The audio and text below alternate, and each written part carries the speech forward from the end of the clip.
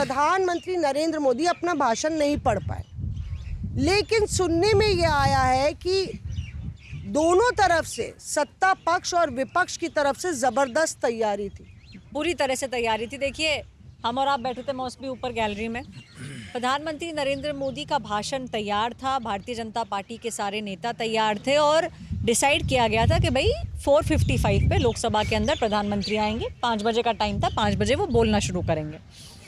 चीज़ें पलटना शुरू हुई 4:30 से, क्योंकि 4:30 से जिस तरह से विपक्ष की तैयारी थी, देखिए एक तो है अम्ब्रेला, वो उस अम्ब्रेला इंडिया अलायंस के अंडर कई सारी पार्टीज आ जाती हैं। हर पार्टी ने अपना अपना एक अलग तरीका निकाला था। समाजवादी पार्टी की बात करें तो डिम्पल यादव, उनके जितने बड़े नेता हैं उनके साथ मौजूद थी। वो अहिल्याबाई होलकर के पोस्टर्स लाए थे, तो कोई भी विपक्षी पार्टी और कोई भी एमपी जो है खाली हाथ उस दिन घुसा ही नहीं लोकसभा में। उस सब के पास कुछ ना कुछ था। टीएमसी वाले जो थे वो अपने स्लोगन्स पे काम कर रहे थे। कल्याण बनर्जी ने मोर्चा संभाला हुआ था। 4:45 अभिषेक अंदर घुसे, अभिषेक के पीछे महुआ मोइत्रा अंदर घुसी, वो कल्याण बनर्जी से उन्होंने बातचीत करी। उसके बाद ये लोग गए बात करने के लिए अवधेश प्रसाद के साथ कि अवधेश जी हम ऐसा करने का सोच रहे हैं, समाजवादी पार्टी की रणनीति क्या रहेगी। और इससे पहले दोपहर में, तो ये तो शाम की बात है, इससे पहले दोपहर में मकर द्वार पे जो समाजवादी पार्टी के नेता थे उन्होंने अवधेश जी को रिक्वेस्ट किया था कि अवधेश जी आपको रहना है लोकसभा के अंदर, क्योंकि अखिलेश यादव उस दिन लोकसभा में नहीं थे। अच्छा। तो डिम्पल यादव थी और मकर द्वार पे खड़े होकर उनको बोला गया है, धर्मेंद्र यादव थे, डिम्पल यादव थी, उन लोगों ने अवधेश प्रसाद जी से बात करी और उनको बोला कि आपको रहना है। प्रियंका गांधी बहुत शालीन तरीके से, बहुत चुपचाप 8 मिनट पहले आके अपनी सीट पर बैठ गई थी। बड़े बड़े पोस्टर्स वो सब जो है एक छोर से पकड़ के दूसरे छोर पर एमपीज ने पकड़ा, ऑपोजिशन वाले। अच्छा। और वो देख रहे थे कि पोस्टर ठीक है, सब कुछ ठीक है। इसकी भनक भारतीय जनता पार्टी को लग गई थी, क्योंकि अच्छा। 4:30 तक तैयारी थी कि पीएम बोलेंगे, लेकिन विपक्ष आक्रामक हो जाएगा और महिलाएं आगे आ जाएंगी, ये बात बीजेपी को मालूम चली और सिचुएशन ऑकवर्ड हो सकती है। क्योंकि देखिए हमने कई बार देखा है, जैसे टेबल पे इस बार जो लोग चढ़े, जिस तरह से पेपर फाड़े गए, वो सिचुएशन ऑकवर्ड हो जाती, क्योंकि जहां प्रधानमंत्री बैठते हैं अगर महिला एमपी उन्हें घेर लेती तो वो सिचुएशन किसी के भी कंट्रोल में नहीं रहती। यही रीज़न था कि लास्ट मोमेंट पे डिसाइड किया गया कि प्रधानमंत्री नहीं आएंगे, और वो हमने देखा भी मौसमी कि जिस तरह से महिलाएं आगे बढ़ी। अच्छा, फिर नेक्स्ट टारगेट बने निशिकांत दुबे, क्योंकि निशिकांत दुबे ने उससे पहले सब बातें करी थी।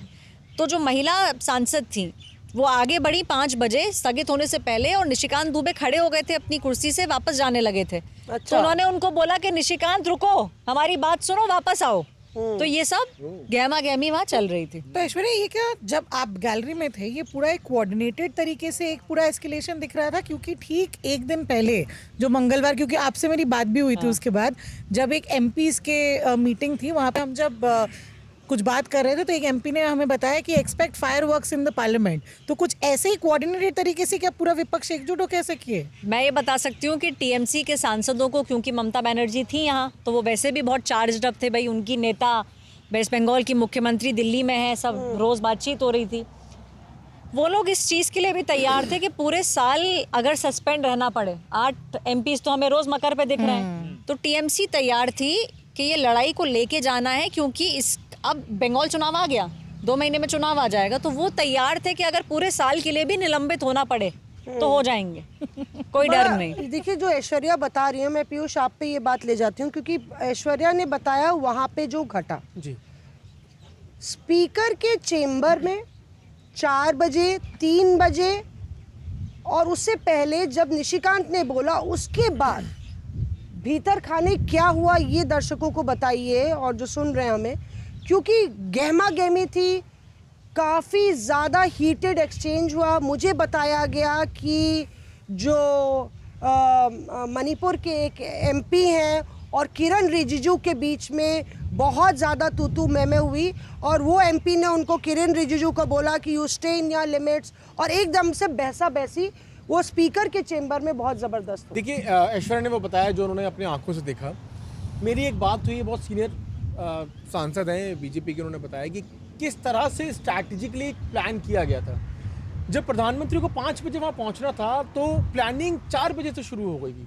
4 बजे से धीरे धीरे सभी विपक्ष के सांसदों ने एक जगह इकट्ठा होना शुरू कर दिया। हाँ। और एक बहुत महत्वपूर्ण बात मैं आपको बता रहा हूँ 4:07 या 8 मिनट की बात होगी, जब एक सांसद ने जब वो समय देख के टाइम देख के उन्होंने मुझे बताया कि वहां पर जब वो अंदर घुस रहे थे तो उन्होंने देखा कि कैसे विपक्ष के सभी सांसद एक कोने पर इकट्ठे हो गए।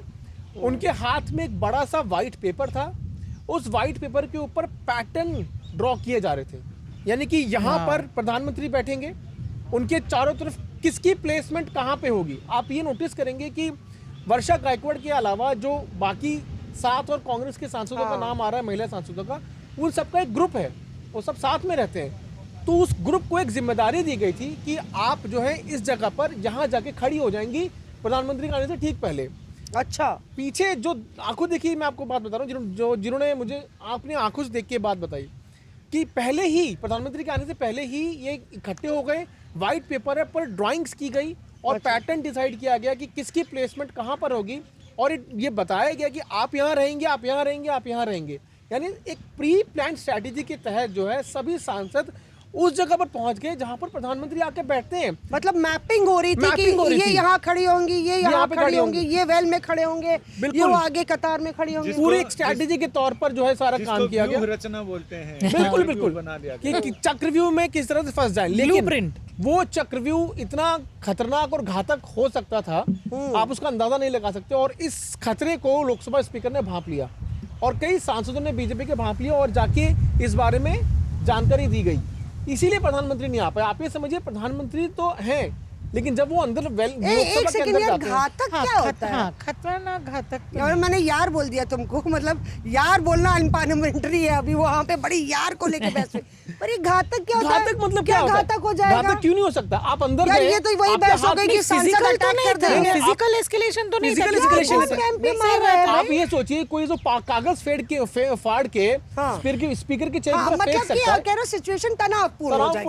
Awkward is the right Awkward Awkward is the right word. घातक भी हो सकती थी। मैं आपको बता रहा हूँ आगे, जब कोई कागज फाड़ के स्पीकर के चेयर की तरफ फेंकने के लिए इतना उनमें है कि हाँ ऊपर टेबल पर चढ़कर स्पीकर की चेयर की तरफ फेंक देंगे, तो हाथ में जो प्लेकार्ड्स होते हैं वो तो हार्ड कार्डबोर्ड के होते हैं ना।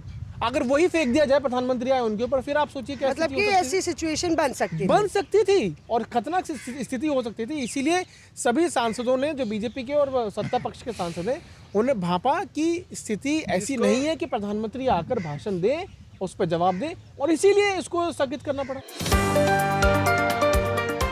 Reporters of.